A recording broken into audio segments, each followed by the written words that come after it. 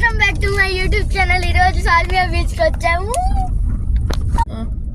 ఇది బీచ్, ఆడ సముద్రం ఉంది, ఇటు పక్క బీచెస్, ఆడ డ్రెస్ చేంజెస్ రూమ్, ఇంకా ఫుల్ ఎవరు లేరు కాబట్టి ఫుల్ ఎంజాయ్ చేసుకొని వస్తాము.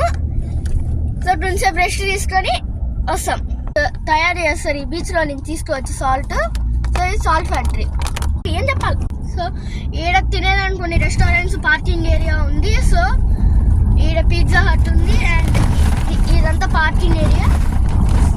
ఆడ డ్రెస్ చేంజింగ్ రూమ్ ఉంది. సో డ్రెస్ చేంజ్ చేసుకొని బీచ్ లో వెళ్తాం. దాని తర్వాత వచ్చి మీరు వీడియో తీస్తాం.